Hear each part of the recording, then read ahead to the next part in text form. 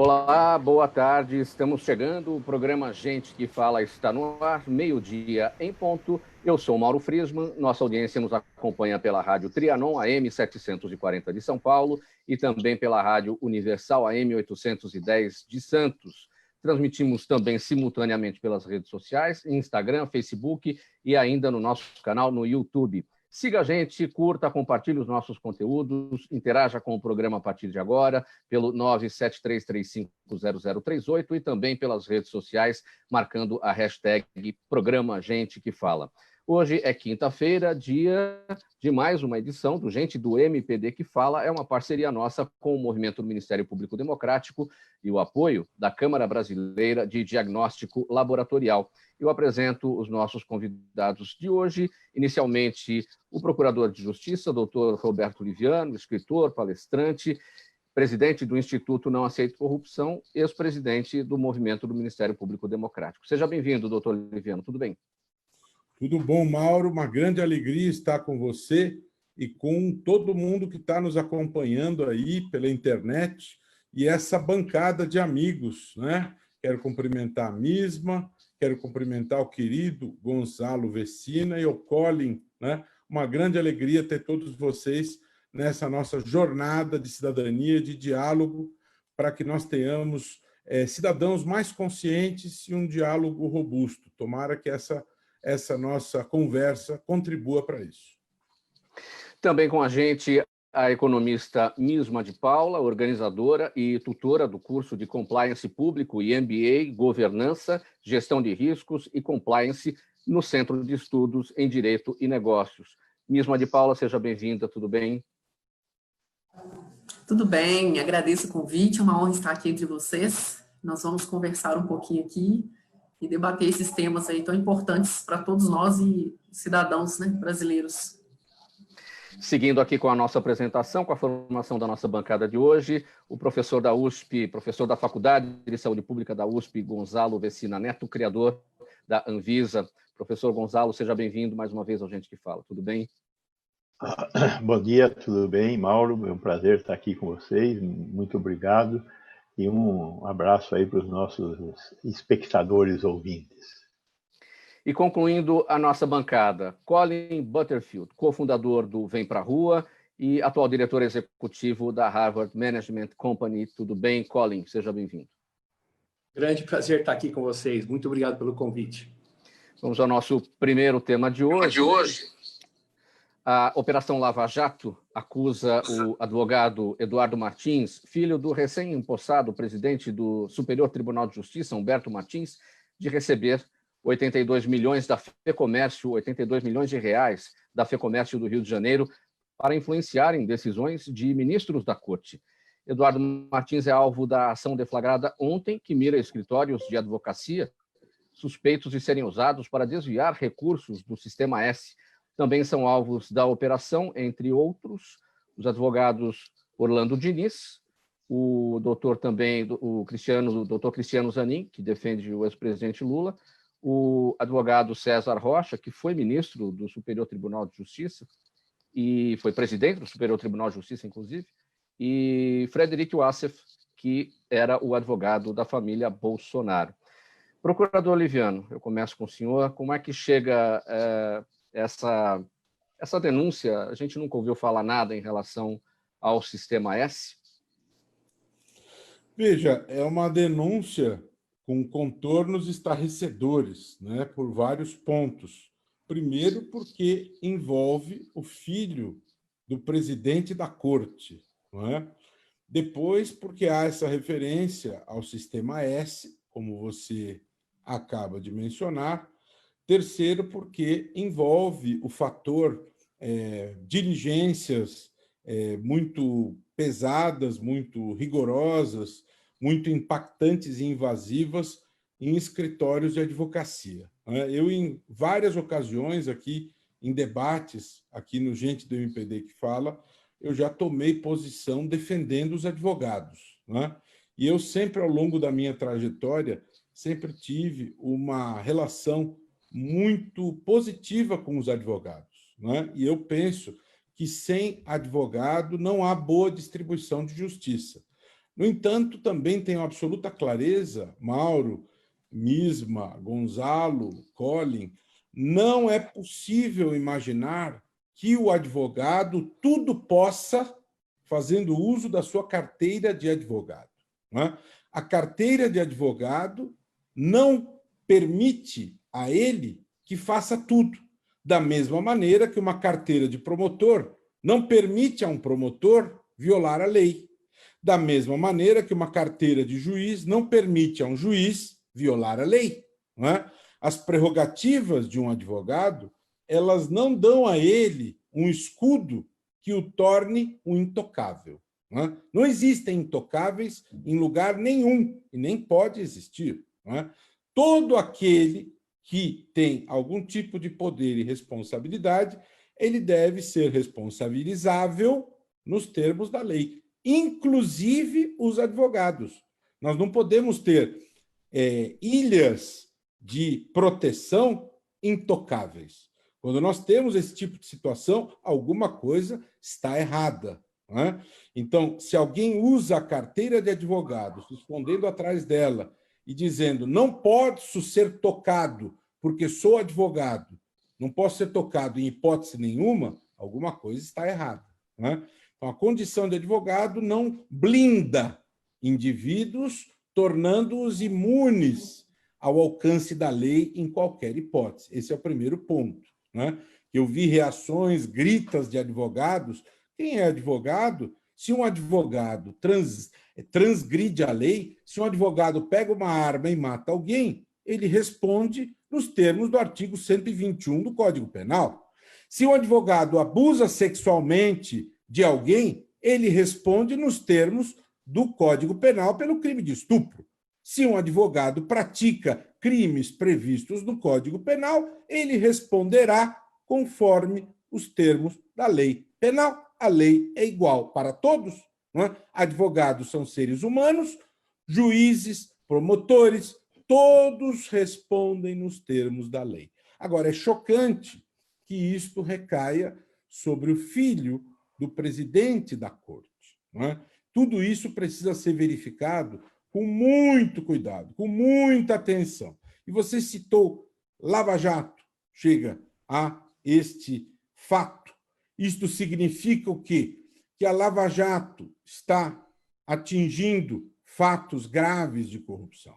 Não é? É um anseio da sociedade brasileira que a corrupção das altas camadas seja enfrentada. Não é? Se existe alguma atribuição relevante no Ministério Público para a sociedade, é a atribuição de combater a corrupção. Não se pode titubear em relação a isso. Não é? A atribuição relevante do Ministério Público, de fato, para a sociedade, é a atribuição de combater a corrupção. Não há qualquer dúvida a respeito disso. Este é o anseio da sociedade. Portanto, este fato é gravíssimo, que merece apuração rigorosíssima, né? Que não haja esquecimento em relação a isso. E que não se venha dizer que advogados são intocáveis. Não há intocável numa república. Todos devem ser apurados, investigados se existe algum tipo de elemento indicativo de suspeita, desde o mais humilde prestador de um serviço simples até o presidente da República. Todos devem responder nos termos da lei, inclusive advogados. Colin, a sua avaliação, até para destacar aqui, o doutor Eduardo Martins, o advogado, filho do presidente do Superior Tribunal de Justiça, Humberto Martins, é acusado pelo Ministério Público Estadual lá do Rio de organização criminosa, exploração de prestígio, estelionato, lavagem de ativos, nessa missão em que supostamente ele atuava ali para obter decisões que pudessem manter o Orlando Diniz à frente, o advogado Orlando Diniz à frente da FEComércio lá do Rio. Você compartilha da opinião do doutor Liviano? É chocante, ele usou essa palavra chocante quando se ouve a presença aí nesse suposto esquema do doutor Eduardo Martins, filho do Humberto Martins, presidente do Superior Tribunal de Justiça. Mauro, eu só não compartilho como eu vou além. Para mim é para lá de chocante. Mas é um pouco também, eu queria dar 2 passos atrás, eu como brasileiro, o que é chocante para mim é o quanto a corrupção está arraigada na nossa cultura.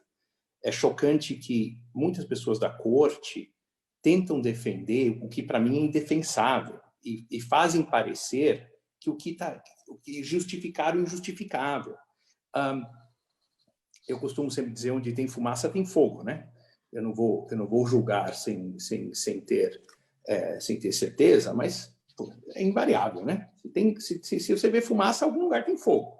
Então, a fruta não cai muito longe da árvore sempre. Então, não quero dizer que ele tem simplesmente culpa, mas, pelo amor de Deus, nós somos humanos e sabemos que tem correlações muito claras que acontecem nas relações humanas.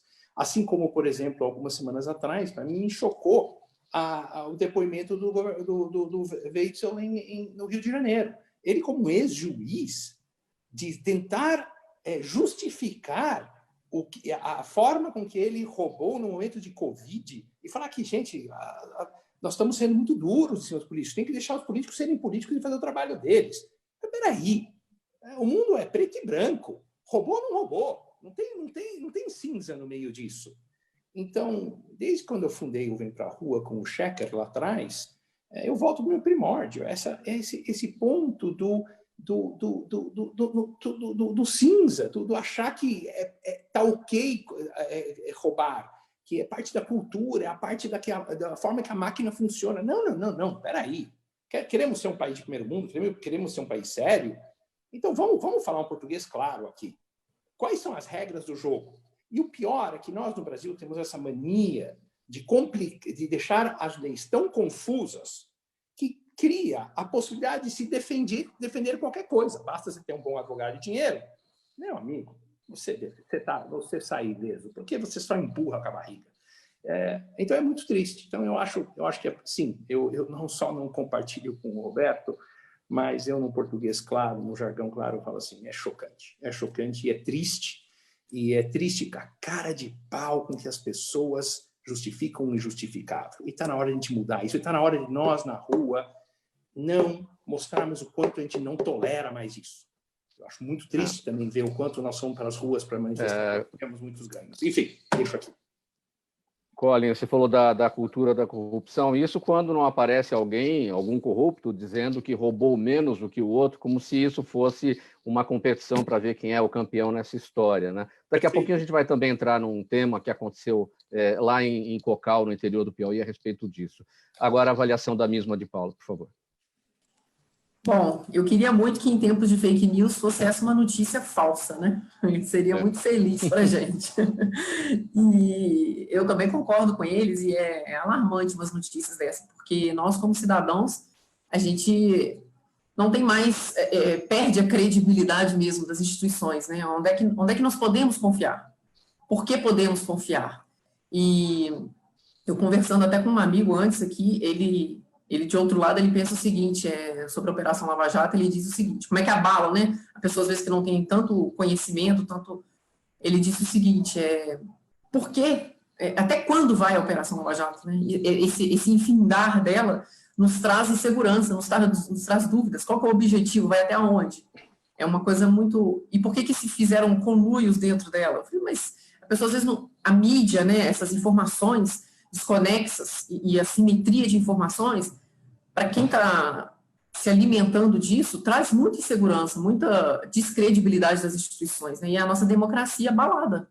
Então, eu concordo, sim, com os dois, é alarmante uma história dessas, nós cidadãos, temos mesmo que atuar, temos que ir para as ruas, temos mesmo que atuar no nosso papel de cidadão, controlando, participando, porque eu acho que assim a gente consegue, de certa forma, conseguir a longo prazo, a médio prazo, intimidar essas posturas, né? E como diz um ditado popular, quem não deve, não teme. Se o advogado acha que fez tudo certo, que deixe verificar-se, né? Os seus atos, os seus arquivos, e aí vamos mostrar que está certo ou não, né? A transparência, ela é uma prerrogativa da confiança. Professor Gonzalo, a pergunta que deveria ser feita não é até quando vai a Operação Lava Jato, é até quando vai a corrupção, né? temos que ter aqui, eu acho que tudo que foi dito está dito e eu concordo plenamente. O grande problema do país é a impunidade. Antes de ser a corrupção, é a impunidade. E acho que temos que pensar também na complexidade do nosso sistema tributário, né? O sistema tributário é muito complexo. E esse negócio do sistema S tem a ver com essa complexidade. Então, nós teríamos que pensar um pouco, neste momento, sobre estas questões também. Como é que funciona o financiamento? Eu não estou dizendo que não deve existir o sistema S, deve existir. Porém, como é que faz o financiamento? Você pega um pouquinho aqui, pega um pouquinho ali, pega um pouquinho acolá, e isso tudo fica muito complexo. Então, está na hora de repensar também o sistema S. Sim, que não é público, não é privado, não é estatal. São Público, 19 bilhões por ano de arrecadação. É público, não há dúvida de que é público. O problema é essa sombra onde ele fica, e mais do que essa sombra, é a forma de financiar. É uma quantidade do dinheiro do trabalhador, que vem através do patrão. Mas é daí. Por que não ter... Eu acho que o que o Sistema S faz é fantástico. Agora, isso poderia ser financiado de uma forma diferente, através de impostos públicos. Tem um imposto, faz isso. É até ágil e tal, temos que pensar nisso. O Sistema S eu acho interessantíssimo. Agora, dá oportunidade para acontecer esse tipo de coisas também, porque está numa sombra, né?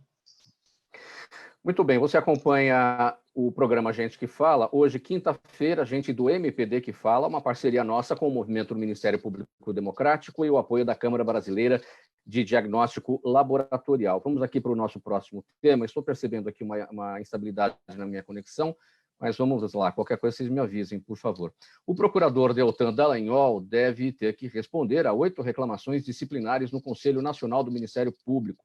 Ele sofre denúncias, entre outras coisas, por dar palestras em eventos privados, pagas por empresas, que supostamente estavam no rol da Lava Jato por articular clandestina perseguição ao ministro Dias Toffoli e por suspeita de participar da contratação de outdoors que promoviam integrantes da Lava Jato. Como ele já sofreu penas de advertência e censura, a próxima pode ser a de suspensão do cargo. E ainda para destacar aqui que, na noite de ontem, o Procurador-Geral da República, Augusto Aras, autorizou a prorrogação da Lava Jato até o dia 31 de janeiro de 2021, ou seja, por mais 4 meses, e não por 1 ano, como a Força-Tarefa estava pleiteando. Doutor Liviano, começando por essa parte final aqui, doutor Liviano, sobre essa prorrogação por apenas 4 meses e não 1 ano da Operação Lava Jato. Em seguida, essa questão aqui da possível punição do procurador Dallagnol, naquele raciocínio do primeiro tema. Advogados que erraram vão ter que ser punidos. E se Dallagnol errou, também deverá sofrer a mesma punição, não?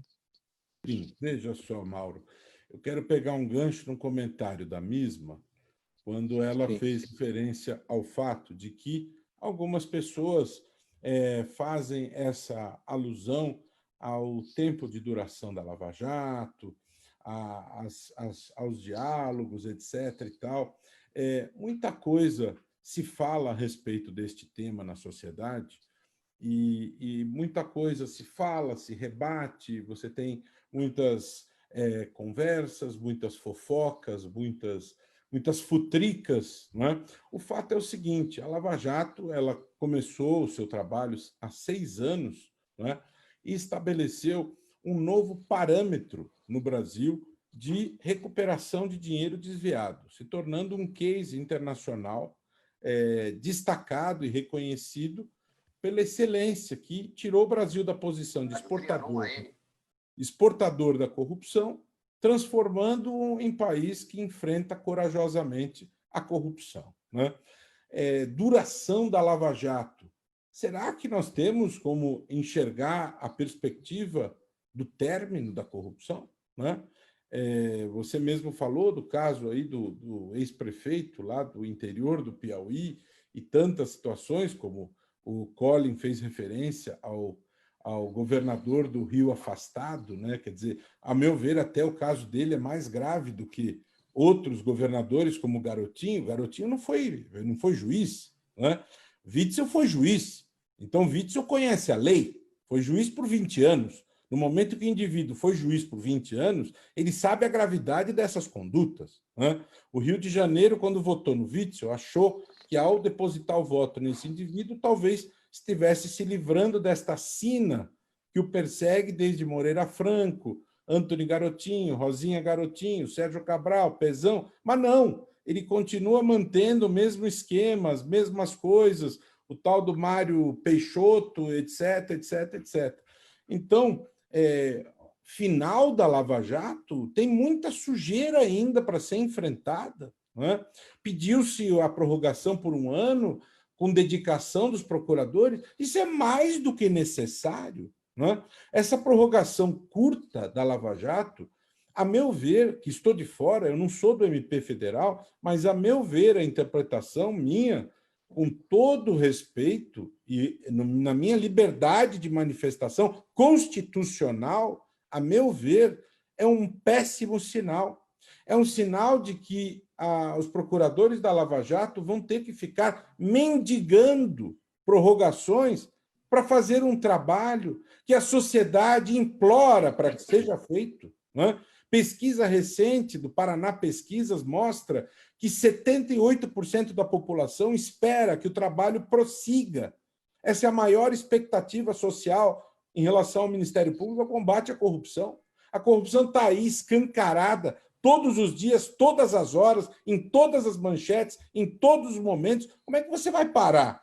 Aperta-se um botão, acabou a corrupção? Não, não tem como apertar botão. A corrupção está presente a todas as horas, devorando as entranhas do patrimônio público.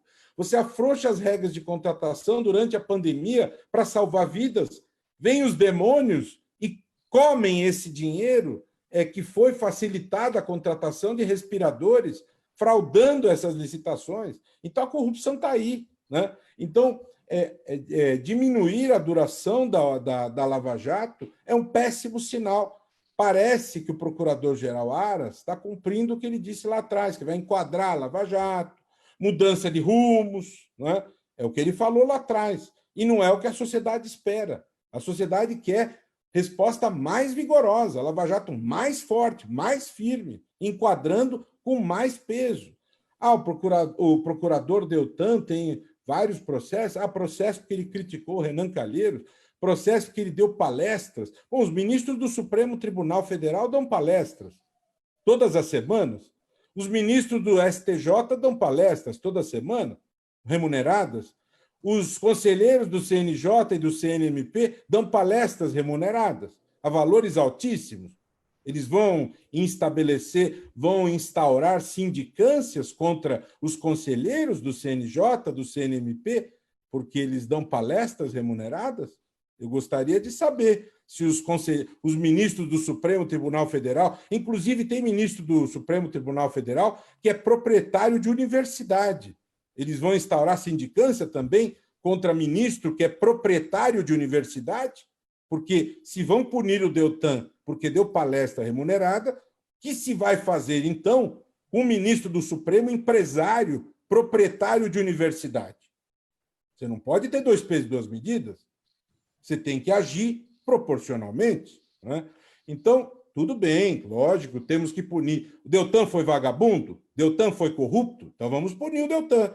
Se tiver prova que o Deltan foi corrupto, vagabundo, violou os deveres do cargo, deve ser punido. Agora, punir o Deltan porque ele criticou, né? Então, é necessário ter cuidado, inclusive sem 2 pesos e 2 medidas. Quarentenas, por exemplo. Vamos criar quarentena? Sou super defensor de quarentena, mas não seletivas. O sujeito está trabalhando no Ministério da Economia, quarentena de 6 meses. Para juízes de 8 anos, 16 vezes maior a quarentena? Vamos fazer uma quarentena equânime, né? Colim, e as notícias que chegam sobre corrupção acontecem a todo momento. Aliás, todo dia a gente acorda com uma notícia diferente. Hoje, pela manhã, aquela movimentação no Rio de Janeiro, o prefeito Crivella foi alvo de buscas, teve o celular apreendido, a investigação sobre um suposto QG da propina na prefeitura do Rio de Janeiro envolvendo a Rio Tour. Ou seja, é todo dia uma notícia nova envolvendo corrupção. Perfeito. Colim. Perfeito, eu estou aqui e concordo. e eu acho chocante, e é assim, mas de novo, o problema é que está tão institucionalizado a corrupção no Brasil, é uma coisa tão crônica, tão institucionalizada, que os poucos fatos que são pegos é estatisticamente irrelevante. Então, o que acontece? Todo mundo, em todas as facetas das instituições brasileiras, vamos tirar uma casquinha aqui porque não tem problema, ou vamos criar problemas para vender soluções, ou é tão institucionalizado que é chocante. O ponto é que, voltando ao meu ponto lá atrás, eu concordo muito bem com todos os pontos que foram ditos. Primeiro, nós somos um país da impunidade. Não existe punibilidade no Brasil. Para você punir alguém, é um inferno. É um inferno. É impossível. São anos e anos e anos e você pode recorrer e pode viver a vida recorrendo e tudo é possível no nosso país. Então, é de fato a cultura Então, é chocante. E nós temos que encarar que nós precisamos, de fato, mudar os alicerces da punibilidade brasileira. É muito triste. E eu dizendo uma coisa, eu trabalhando aqui no exterior, e eu sou responsável por investimentos hoje no âmbito global, é muito triste ver nos meus comitês todo, quando a gente conversa de Brasil, né? Quando a gente olha para os potencial de Brasil, e Brasil como um país de investimentos, e um país que a gente está analisando, eu não posso dar muitos detalhes, porque eu represento uma instituição, mas é muito triste ver como as pessoas leem o nosso país olhando de fora. E nós temos que também melhorar nossa imagem institucional no exterior, porque ela está muito banalizada, é muito banalizada. As pessoas acham que... Sempre tem uma impressão que as pessoas olham para o Brasil de uma forma mais positiva do que a realidade. Olhando aqui de fora, é muito triste. E a gente precisa trabalhar nisso, a gente precisa levar isso a sério. Porque, bem ou mal, nós estamos num mundo globalizado e você depende do mundo. Você não pode você não é autossuficiente em tudo. A gente não pode desrespeitar que existem relações internacionais e que a gente precisa criar um arcabouço institucional decente. As pessoas, o desrespeito ao contrato, o desrespeito às regras do jogo que o Brasil tem, a gente está enraizado também internacionalmente esse conceito de que a gente não respeita a regra do jogo. Então, é assim. Ok. Mesma de Paula, então, a Lava Jato prorrogada por 4 meses, até 31 de janeiro de 2021, conforme definiu ontem o Procurador-Geral da República, Augusto Aras, mas a corrupção certamente vai bem além disso, não vai acabar em 4 meses. Exatamente. Nós lutamos contra ela, né? Bom, eu gosto muito das ações preventivas, né? E onde eu atuo, a minha área de atuação, onde eu tenho me especializado, é justamente na cultura de integridade. Eu acredito, claro, no combate à corrupção, mas eu acho que você ir na raiz do problema, eu acho que é mais eficaz, né? Então, é mais demorado, é um processo, que é uma mudança de cultura, como o Colin disse, nós temos uma cultura arraigada, que é a cultura da corrupção, mas eu sou uma pessoa otimista e eu acredito que essa mudança de cultura, ela, em alguns setores da sociedade, ela existe, o desejo dessa mudança existe, as mídias não focam isso, mas ela existe, nós tivemos um curso agora de compliance público, no setor público, nós tivemos 80 participantes do Brasil inteiro, pessoas que trabalham no setor público, todos servidores públicos, por iniciativa própria, tendo o interesse de como usar os instrumentos que combatem a corrupção dentro dos seus setores públicos. Então, não só essa ação, né? Existem outras ações que a gente que atua nessa área conhece e que demonstram o desejo da nossa sociedade, de parte dela, de ter essa mudança. Agora, a mídia, ela leva assim, essa imagem corrupta do Brasil, né? E existe eu gosto muito de ditados populares porque eles vêm de realidades, né? E existe um versículo, na verdade, que diz o seguinte, que as más conversações corrompem os bons costumes. Então, de tanto se falar do corrupto, isso torna-se, às vezes, comum, né, na nossa sociedade, torna-se comum e parte da nossa cultura.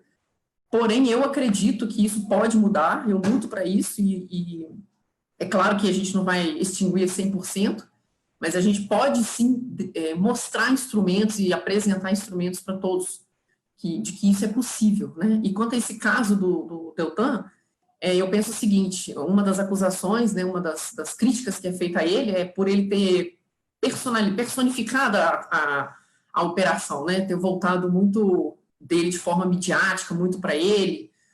Mas, qual foi o outro que conseguiu botar, digamos, a boca no trombone, né? Então, personificou porque ele foi o cara que deu o grito, ele que quis mostrar para todo mundo, para a sociedade como é que funciona, mostrar os detalhes, e naturalmente aquilo ficou entrelaçado à sua persona, né? Mas eu sou otimista e eu acredito que a gente, nesses debates aqui, e a gente tentando mostrar para quem pode botar a mão na massa e colocar em prática que existe mudança, uma pessoa pode fazer diferença em muitos lugares. Assim como uma pessoa também pode estragar, né? Uma laranja pode estragar o saco inteiro, mas eu acredito que uma pessoa também ela consegue fazer mudança, através da sua postura, da defesa dos seus direitos, da defesa dos seus deveres como cidadã. O exemplo arrasta e eu acredito que nosso país um dia vai ter uma outra imagem lá fora. Agora sim, meu microfone estava fechado.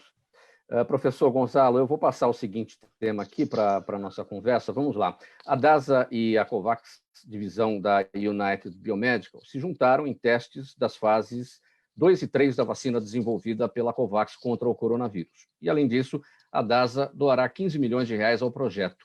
Os anúncios foram feitos ontem em coletiva de imprensa virtual feita pela companhia brasileira. A vacina da COVAX é feita de peptídeos sintéticos de precisão, enquanto a da AstraZeneca é produzida a partir de um adenovírus de chimpanzés e as da Moderna e da Pfizer, em parceria com a BioNTech, são produzidas a partir do mRNA do coronavírus. Bom, inicialmente, essa associação entre DASA e COVAX representa o que em relação ao avanço dos estudos em relação à vacina? Bom, eu espero que represente um avanço. É óbvio que eu gostaria de entender melhor o que é a doação do DASA para uma empresa comercial. Se essa doação do DASA pode vir a significar uma maior participação do Brasil nos resultados dessa vacina, acho muito positivo. É muito positivo de qualquer forma. Eu acho que todas as empresas têm que se unir para tentar achar algum tipo de saída para essa crise, né? Então, hoje nós estamos com 137 vacinas sendo testadas no mundo. Destas, mais de 100, 103, 104 estão em fase pré-clínica e as restantes em fase clínica. 8 delas estão em fase 3 e o restante está em fase 1 e 2, como essa aqui da BioNTech. Eu espero que é uma tecnologia diferente, uma tecnologia que nunca foi utilizada para vacina, essa tecnologia que eles estão utilizando dos peptídeos. A tecnologia da Oxford é uma tecnologia de vetor viral, é a mesma tecnologia que muitas outras vacinas estão estudando e tem a tecnologia lá do vírus inativado da vacina chinesa. São tecnologias que estavam em desenvolvimento, ou, como no caso da chinesa, já é uma tecnologia já bastante madura e conhecida, que tem vacina de vírus vivo, de vírus atenuado. As outras vacinas são inovações. Essa de peptídeo é uma inovação. Vamos ver o que vai dar. Espero que a gente tenha resultados positivos e que nós cheguemos a uma vacina provavelmente aí entre o final do ano e o começo do ano que vem. Tudo indica que nós teremos uma vacina, apesar do acidente de percurso aí, no caso da vacina da AstraZeneca. E vamos esperar que a AstraZeneca explique o que aconteceu, se foi algo devido ao paciente, se foi algo devido a algum componente da vacina, enfim, por onde caminharemos, principalmente nessa vacina, que era uma vacina que deu resultados muito bons em fase 1 e 2, né? Mas na fase 3 teve esse único caso. Se esse caso se comprovar, a vacina estará comprometida, porque é uma doença que tem uma letalidade baixa e não pode conviver com risco. Mas pode ser que não tenha sido provocado pela vacina, e sim provocado por alguma outra situação. O senhor destacou, professor Gonzalo... Mauro, deixa, eu vou tomar o seu lugar aqui e vou atravessar e vou querer abusar da cultura e inteligência do professor Gonzalo. Pelo seu conhecimento, experiência, o senhor acha que, conhecendo a realidade do Brasil como conhece, o senhor acha que o Brasil vai ter acesso, na realidade, quando a essa vacina? E quando que os brasileiros, olhando o Brasil como um país continental, estarão vacinados? Fazendo uma projeção realista para a nossa realidade. Desculpa, Mauro. Bom, no caso da vacina da Oxford, nós temos um compromisso de entrega de 30 milhões de doses já assim que ela for registrada. Então, se ela termina a fase 3 este ano, entra com a papelada para registro na Anvisa, faz o registro da Anvisa, ela já tem produzido os 30 milhões de doses que nós receberíamos em janeiro.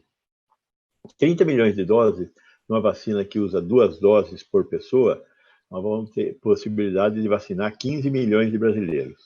Concomitantemente, a Fiocruz vai receber mais outro lote de 30 milhões de doses para invasar no Brasil e começa a produção da vacina no Brasil, coisa que ela terá o primeiro lote fabricado provavelmente em final do meado do ano.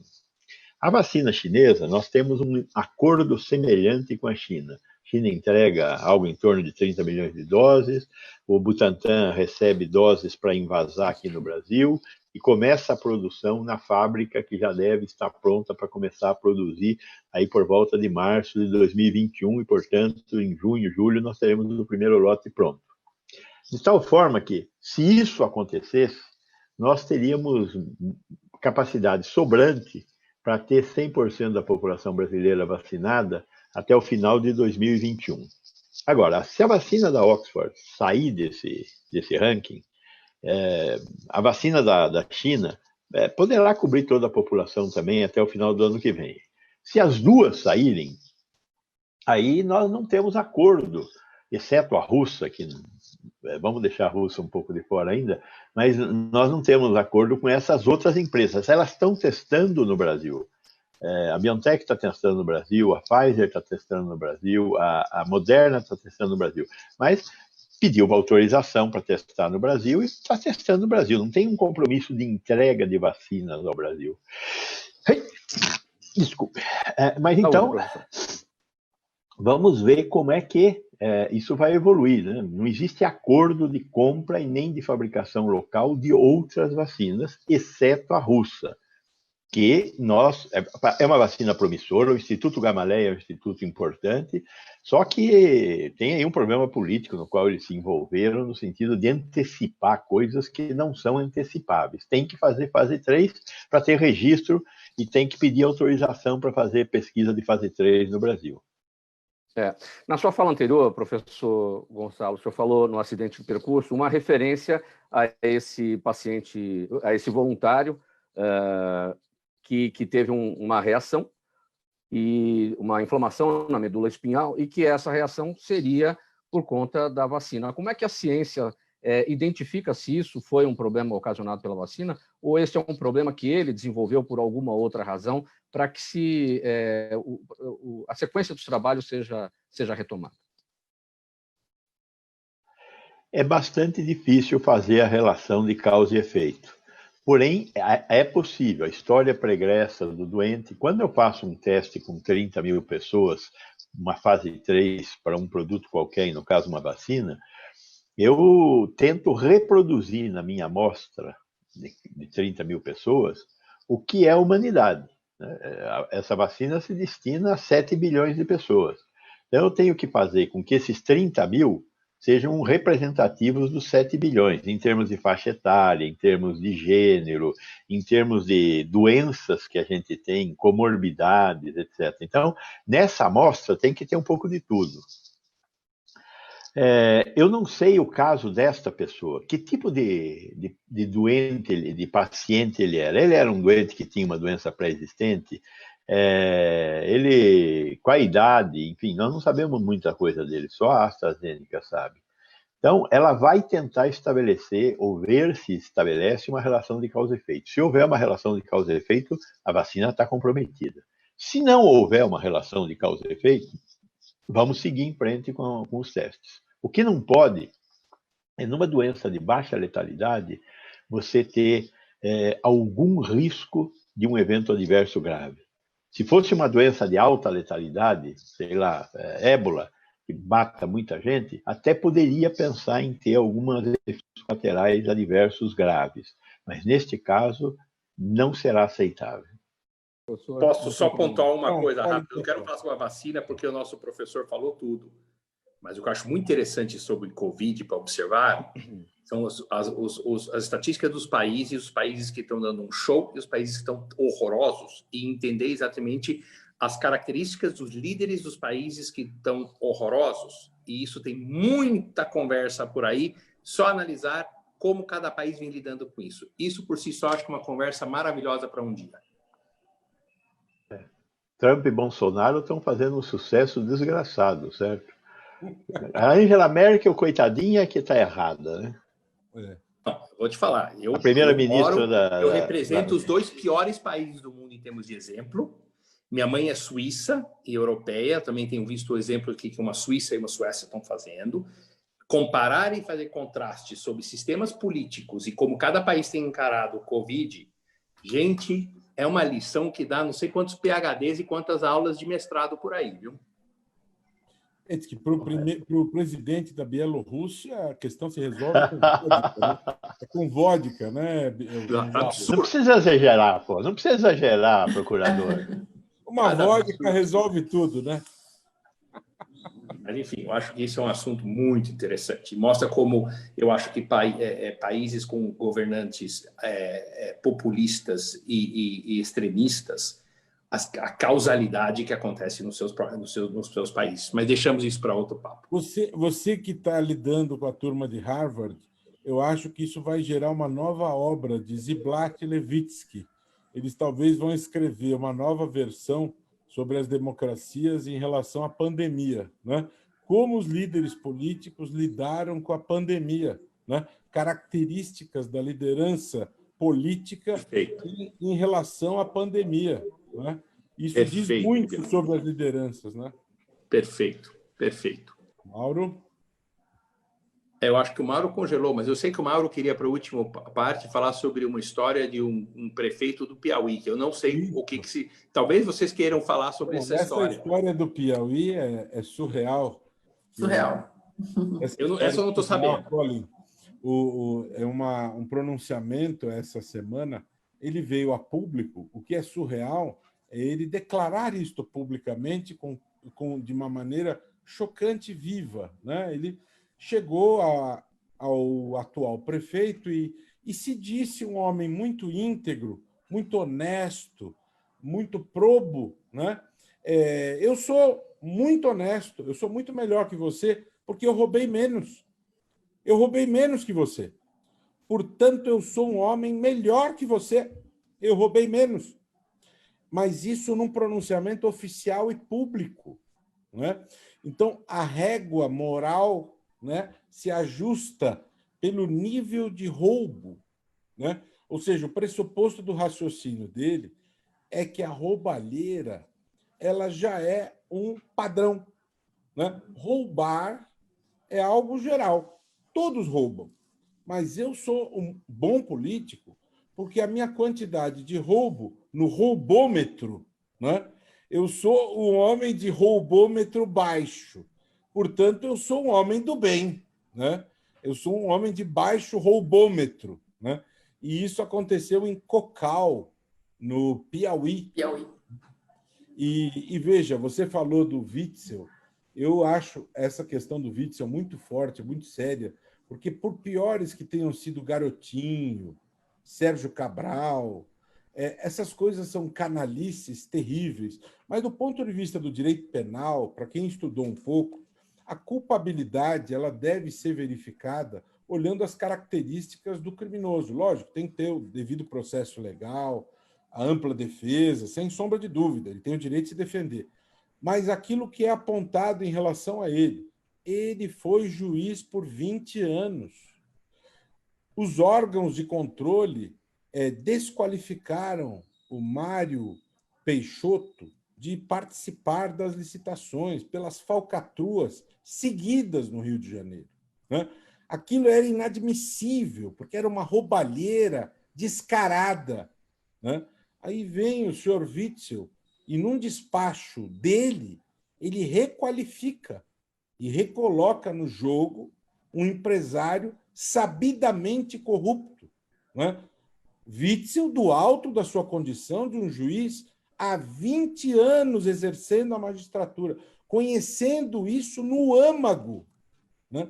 Esse caso é muito pior que o do Garotinho, muito pior do que o de Rosinha Garotinho, muito pior do que o do Cabral, porque eles não foram juízes, eles não conheciam isso, né? Então, deste ponto de vista, nesse aspecto da dosagem da pena, esse caso é grave. Agora, Ô, Mauro, nós estamos falando de Cocal, lá do Piauí.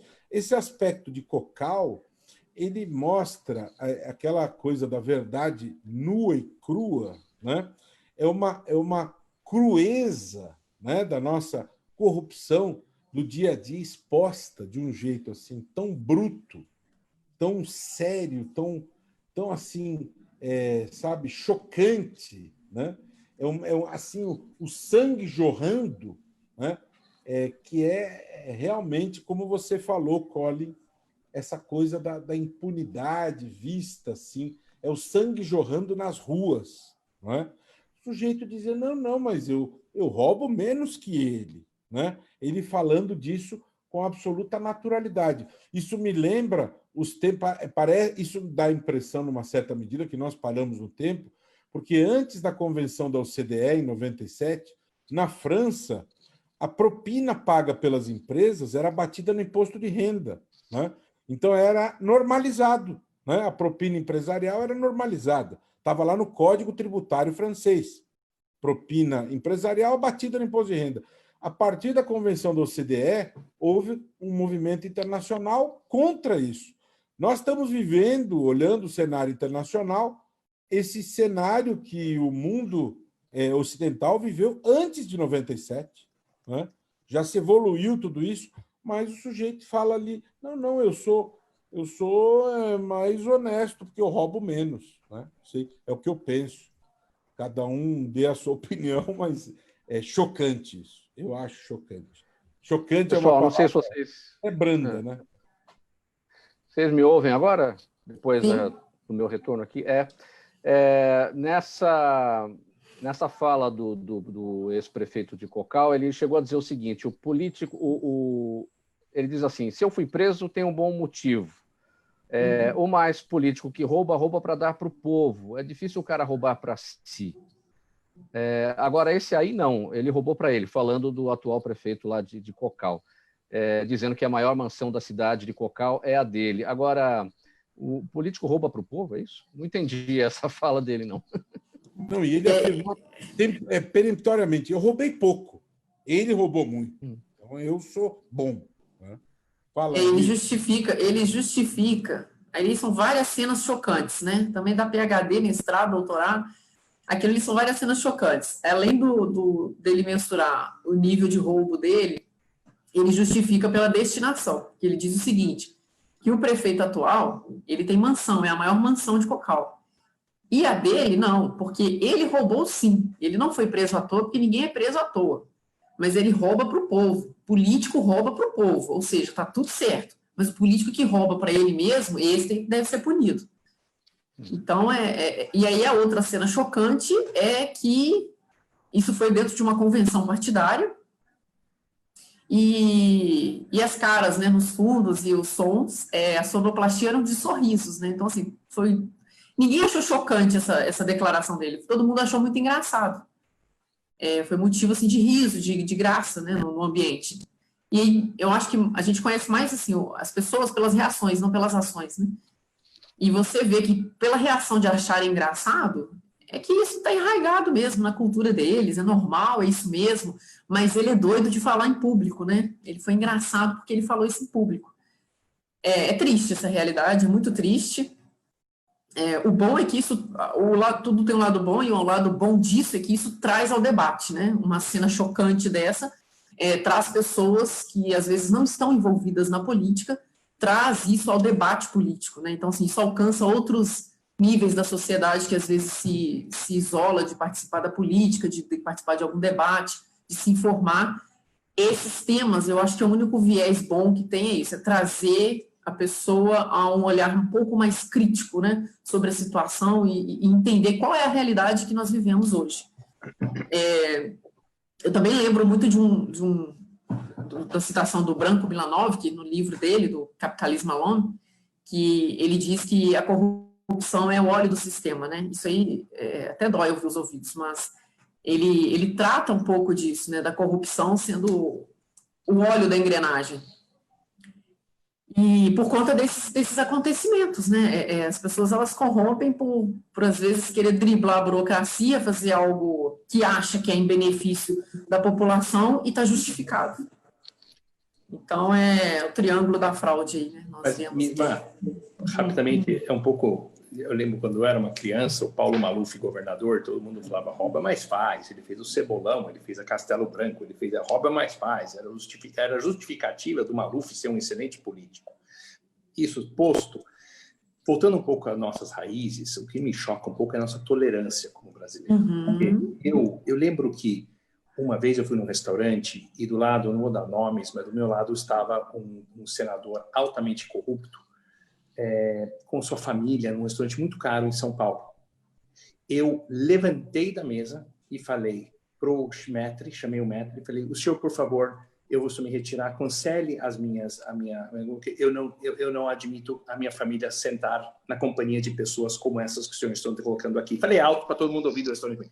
Todo mundo ficou pasmo, todo mundo achou a minha atitude horrorosa. E, cara, nós, como brasileiros, nós não podemos ser tão tolerantes. Essas pessoas vão sofrer consequências. Gente, vocês estão roubando o nosso dinheiro. A gente se mata. Olha, nós todos que estamos aqui nesse painel estudamos horas e horas e horas. Nós comemos o pão que o diabo amassou para nós aprendermos o que aprendemos. Nós temos nossas conquistas, as nossas carreiras, chegarmos onde nós chegarmos. E você vê que pessoas com esse tipo de atitude roubam e ficam na boa.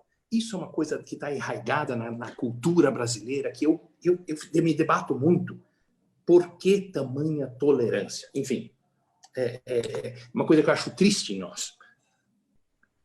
Isso que você falou, Colin, eu não resisto a esse comentário, eu acho sensacional essa sua atitude. Se diz, quando você está numa mesa e há um nazista, se você não se levanta, você se torna um nazista, não é? E o povo brasileiro é muito complacente, né? Nós somos testemunhas e nós não somos reivindicadores. Esse é um problema nosso. Nós assistimos aos fatos e não lutamos para transformar a realidade. Esse é o problema do Brasil. Concordo, Liviano. Eu queria participar um pouco dessa discussão. Eu acho que nós temos só 5 minutos, não vai dar tempo para conversar. Eu tenho 43 anos de serviço público e ouvir essas coisas me deixa um pouco com vontade de nunca mais assumir nenhum cargo público. Mas não é por causa de mim, é porque eu acho que talvez o povo brasileiro não mereça que eu trabalhe mais como um servidor público. O que eu acho é que este país, que tem a segunda maior população carcerária do mundo, precisa resolver alguns problemas. E não é com lei que resolve problema. Não vai dar para a gente conversar sobre isso aqui. Mas a gente precisa, pelo menos, parar de errar. Porque nós estamos errando, de alguma forma nós estamos errando. Tem a segunda maior população carcerária do mundo e não resolver nenhum tipo de problema com isso, ter uma operação fantástica como a Lava Jato e não resolver nenhum problema com isso, algum lugar nós estamos errando. Nós temos que revisitar a nossa caixinha de soluções. Perfeito, doutor. Perfeito. Acho que o Piauí está sabotando a nossa conexão. Que lamentável, que lamentável. Gente, temos 4 minutos, mas dá para a gente entrar aqui para o último tema, que é o projeto de lei aprovado que perdoa R$1 bilhão em dívidas das igrejas. Procurador Liviano, a história do Jabuti, o deputado federal, filho do missionário R.R. Soares, o deputado Davi Soares, introduziu aquela emenda durante a votação da matéria na Câmara, tratando do perdão para beneficiar as igrejas, enfim. A expectativa, se o presidente vai sancionar ou se vai vetar isso. Para dar risada, né? Ele introduziu. Eu entendi. É o Jabuti. Ele está introduzindo, né? Mas o Brasil, o que eu quero lembrar dessa introdução do deputado Pastor, né? que eu acho importante quem está nos assistindo é lembrar que o Brasil é um Estado laico, né? Desde 1891, houve uma opção feita na República Federativa do Brasil por sermos um Estado laico. Isso significa que não existe pacto com igrejas, por um lado. Por outro lado, as igrejas elas gozam de uma situação muito confortável aqui. Elas não pagam impostos, né? Isso que está sendo objeto dessa discussão são pequenas situações que são sujeitos a alguns dirigentes, são pequenas dívidas, porque, via de regra, os dízimos, as doações que as pessoas fazem para as igrejas não estão sujeitas a impostos, têm imunidade, né? Então, a meu ver, é um escárnio esta pretensão, isto que esse deputado está introduzindo, né?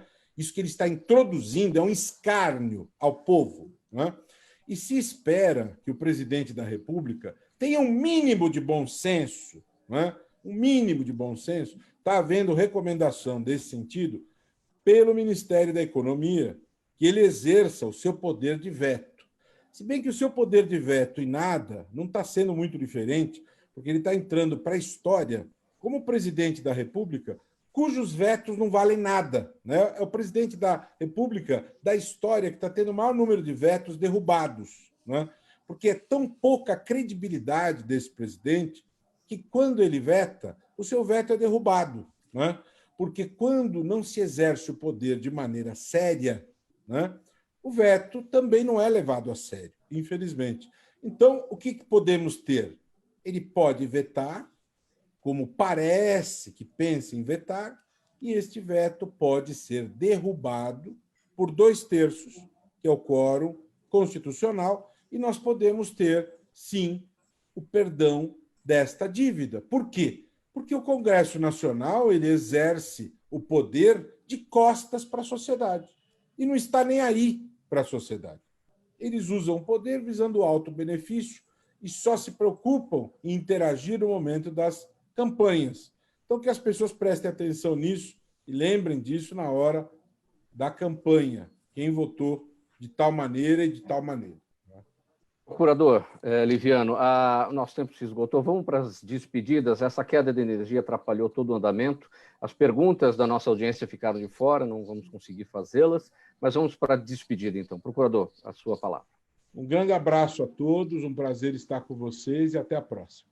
Misma. Agradeço o convite, parabéns pelo programa e obrigada por estar aqui, foi uma honra. Professor Gonzalo. É no debate esclarecido como esse que nós realizamos que nós vamos poder ter novas ideias e conseguir consertar os desacertos da nossa sociedade. Parabéns por promover esse debate. Colin. Uma honra estar aqui. Muito obrigado pelo convite. Fico lisonjeado com a coisa das tuas ordens. Muito obrigado, minha gente, pela presença de todos, em nome da equipe do programa Gente que Fala. Hoje, mais uma edição do Gente do MPD que Fala, uma parceria nossa com o Movimento do Ministério Público Democrático e o apoio da Câmara Brasileira de Diagnóstico Laboratorial. Estiveram com a gente o Procurador de Justiça Roberto Liviano, a economista Misma de Paula, o professor da Faculdade de Saúde Pública da USP, o Gonzalo Vecina Neto, e o Colin Butterfield, que é engenheiro de produção, cofundador do Vem Pra Rua. Na mesa de som com a gente, o Sérgio Souza, que também é um gerente técnico da Rádio Trianon. Apresentação minha, Mauro Friesman. Pedro Schiavon é o pauteiro e redator. Apoio técnico aqui do Ricardo Godoy, diretor de produção a Zenilda Salvato, direção-geral do jornalista Fausto Camunha, e do outro lado do Gente que Fala, você, ouvinte, espectador, a razão da nossa presença aqui todos os dias. Obrigado, desculpe aqui os tropeços pela queda de energia, a queda da conexão, e até amanhã.